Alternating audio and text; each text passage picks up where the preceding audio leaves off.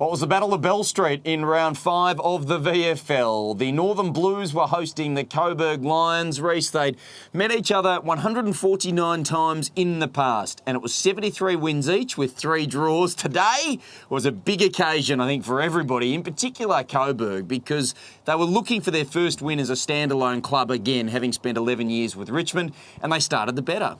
Yes, they certainly did. They come out with some real purpose and they attacked the ball, they attacked the man. Their attack on the ball was just terrific. And this guy, Featherstone, I know nothing really about him, but he just set the game alight. And he was by far the best, by far the best player on the ground, I thought anyway. But just on a day that didn't really seem to suit the forwards, he just stood out. He did. He kicked a goal in the opening quarter. He set another one up, and Coburg actually had, in a low-scoring first quarter, they had a narrow lead, 5-point lead, 2 goals to 1-1 at quarter time. In the second quarter, the Northern Blues were able to settle and they were able to move back into the game, in particular late. They got a couple of goals very late after, I suppose, Coburg just started to tire close to half-time. Yeah, at the end of each quarter, the Coburg did seem to tire, and that's probably down to the fact that they're part-time footballers playing against a lot of professional footballers in the Northern Blues team. But one thing you can't take away is attitude and heart, and that's what they had tons of, Coburg, and they just continually won the hard ball.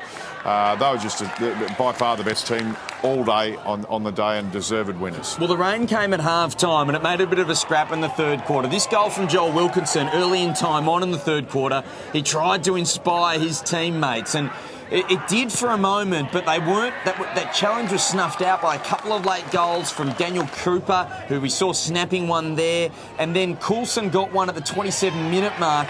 But at three-quarter time, you felt the Northern Blues were coming, but it was still a 5-goal lead because what had happened in that third quarter, the Blues wasted opportunities. It was 2 goals 8 to 5 goals 2.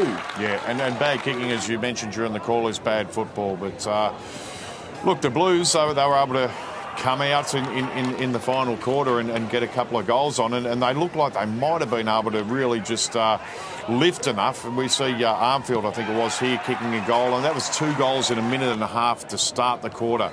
And once again, we see Featherstone again, and he was just instrumental down forward, whether he was kicking goals or handing them off as he did on that occasion. Just a terrific effort by him. There was still time for a bit of a late challenge, and when Cripps put this one through his third at the 28-minute mark, the margin was back to within 2 goals, but they just couldn't quite finish the job, the Northern Blues. The emotion on the Coburg skipper, Nick Carnell, and all of his teammates' faces was just wonderful to see. They thoroughly deserved their victory. In the end, it was just a 9-point win after a 33.5-minute last quarter, which must have felt like an hour and a half to Peter German and all the Coburg players. In the end, the Coburg Lions were too good. 12-6-78. The Northern Blues, 9-15-69. It was the Lions' first win for season 2014.